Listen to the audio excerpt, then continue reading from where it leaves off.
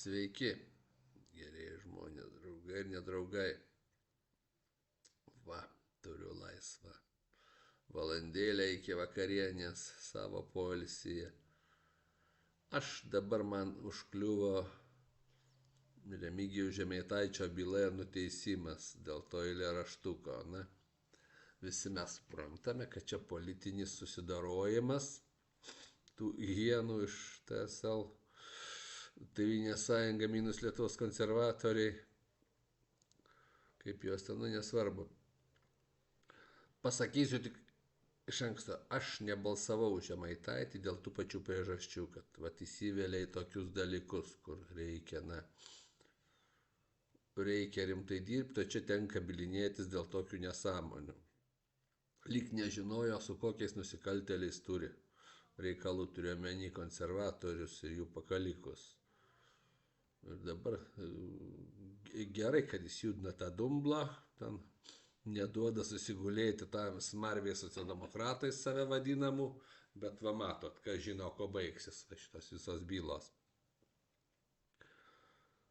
Va, lygiai tas pats Petro Gražulio byla. Petras Gražulis, ko gero, visų laikų geriausiai dirbantis europarlamentaras nuo Lietuvos. Bet irgi, įsivėlė, pasiduoda provokacijai tų komjaunuolių, kurie kovoja jau už teisę jų viena visų. Gyventi mūsų sąskaitą gerai ir nedirbti. Tai dar mus engti ir tyčiotis. Tai irgi byla jo, riaušių byla vadinama, kur buvo išprovokuotas valstybės susidarojimas su žmonėmis, kurie protestavo tam, kad išgąsdinti Lietuvą, kad žmonės daugiau neprotestuotų ir iš dalies jiems pavyko. Mano byla su Dulkiu, kur aš sakiau saugokis kurva, viso laiško esmė buvo tai ir šita. Ir tai buvau kaltinamas kaip čia sunkiai sutrikdyti sveikatą, po to buvo perkvalifikuota į grasinimą nužudyti. Suprantat? Taip, tai buvo vienas girtuoklis prokuroras, toks Baranauskas, tai Nedarius yra kitas Valdemaras, kaip jis ten atrodo, kurį ten girtą gaudė. Tai suprantat, kur aš lenkiu. Dabar paimkim visas šitas bylas ir dar daug žmonių, kurie nukentėjo. Neįmanoma nuteisti vaiko teisių šitų barigų ir žudikų. Nebėra, ar bandėt kas kovoti dėl vartotojų teisių savo, sakykime, pažeistų teisių. Ten kokį kioskelį galima sudaroti, bet pabandyk tu Maksimą, Rimi ar dar ką nors, tiesiog pabandykit. Apie viešą interesą net nekalbu. Dabar, man pirmas jausmas dėl tokio Žemaitaičio nuteisimo ar Petro Gražulio, tai tos teisėjus reikėtų vestis antrakis ir statyti prie sienos. Taip, gerbėmieji, taip. Nes kas yra teisėjai? Tai yra ta pati žmonės, mūsų piliečiai.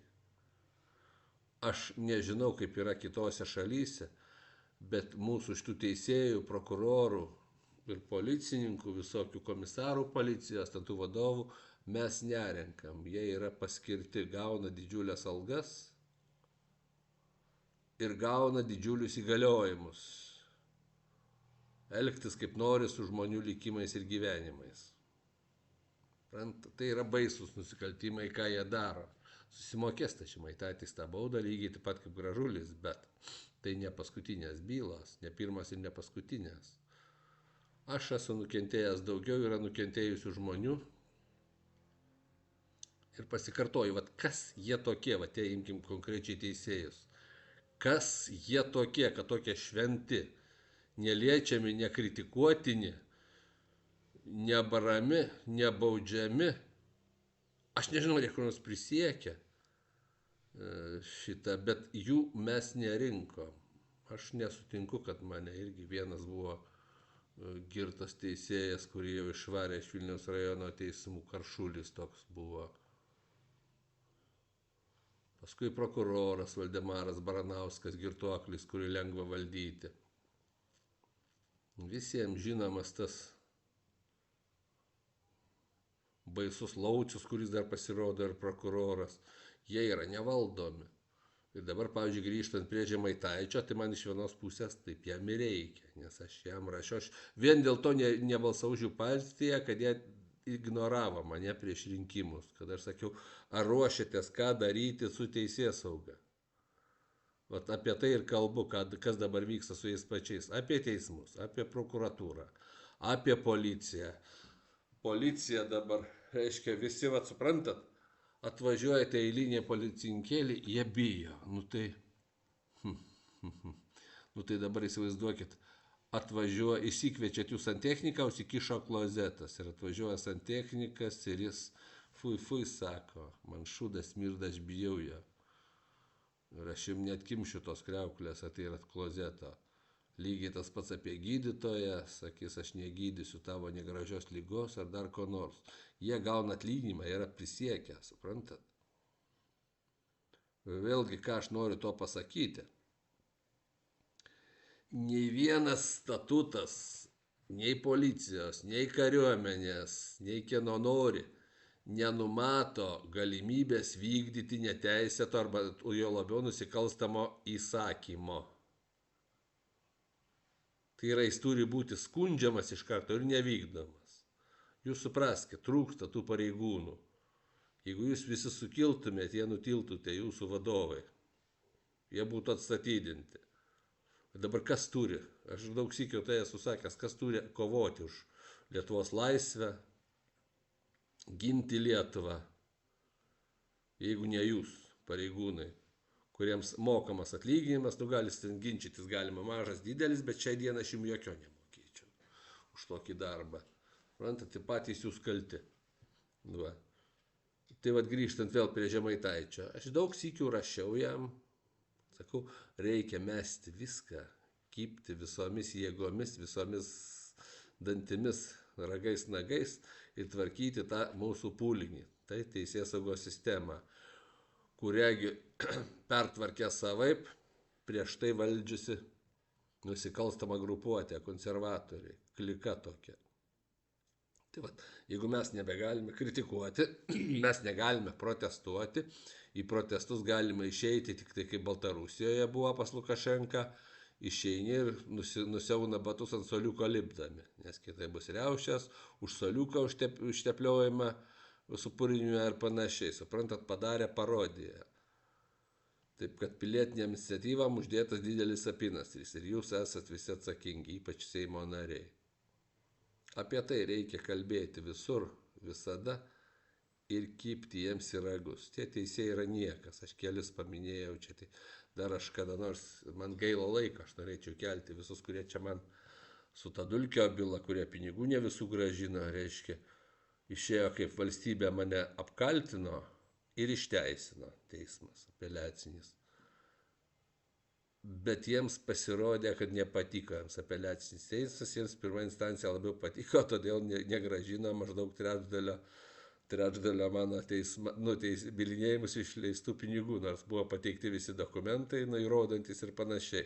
Niekaip nėra galimybės ir viskas. Tai aš tuos geruosius žmonės irgi iš Teisingumo ministerijos, iš policijos departamento, iš prokuratūros irgi aš kada nors paviešinsiu. Tiesiog tokiem šūdžiams gaila laiko, bet gal kada nors turėsiu. Tai va, dabar žiūrėkit, iki ko privedė tokie dalykai, kada teisėsauga mūsų patapo, lietuviško žodžio nėra, tokia Razborkių sistema, kas ką pagaidins. Apskundžiau teismui ir aišku, kad laimės Tapinas, jeigu su Tapinu bylinėsies. Žinai, kas ką padavė, kas dėl ko bylinėjęs ir gali pasakyti atsakymą, jau sprendimą, ta prasme, kas bus nuspręsta. Praktiškai 96%. Tai man čia primena Stalino laikais, kai Varlamas Šalamovas savo šitoj Kolimos apsakymai, paskui ten buvo filmas Lenino testamentas, kai rodo situaciją, kada ateina pro dvi duris įeina į Trojkos teismą, kur sėdi Trojka šita. Ir vieni įeina pro vienas duris, berods iš kairės, gauna po 5 metus, kiti iš dešinės gauna po 15 metų, nesvarbu už ką. Tai vat panašiai mūsų dabar tokia sistema. žinai, kas bilinėjasi arba ką užpuolė režimas ir žinai iš karto rezultatą. Čia net nereikia to teismo, aš nežinau, kam tos pinigus leisti šitiems dalykams. Ir tai tęsiasi seniai ir dabar tik blogėja. Kadangi praeitą režimą valdė tokių Čikatilos palikuonių, kaip čia net ne partija, šaika gal, kaip jie ne šaika, kaip jie vadino save. Ne šaika, ne. Nesvarbu, bet vienu žodžiu, iš tos pačios valdė, įvedė savo tvarką ir mes jau de facto gyvename diktatūroje. Ir čia apie kažkokią demokratiją, žmogaus laisvės kalbėti nebėra ką.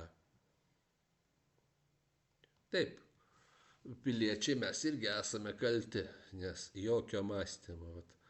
Pasirodo žmogelis pakalba, kur nors, tas pats Žemaitaitis, dalis populiarumo iškyla per tą eilėraštuką apie žydus. Jis net nekvailas, vaikai mes irgi mokėjom tą ir čia joks nėra, čia joks nusikaltimas, joks antisemitizmas. Bet žmonės puola dėl to balsuoti, nebeužduodami klausimų, ką tu darysi su teisėsauga, ką tu darysi su mokesčiais. Ką tu darysi su žmonėmis jau nuteistais neteisėtai, nekaltai? Tai jis sakė, reabilitacijos nebus. Nu, ir turim, ką turim, suprantat. Tai žmonės, tais eilinius mūsų tos piliečius, kas mane sekat ir panašiai, aš kviečiu būti truputį kritiškesniais, pagalvoti, kas už to slypi. Nežinau, net nesikreipiu tuos už Ingrydus visus sektantus, nes jie, ten klinika. Vienu žodžiu, tai ką padarė, reiškia. Vienaip, ką tas režimas padarė, tai išgrynino dabar, kas tikri priešai Lietuvos, ko reikia saugotis, bet kokiais suirūtai prasidėjus, nuo ko gintis. Žinom, kas tikrai pabėgs, žinom, kas tikrai išduos.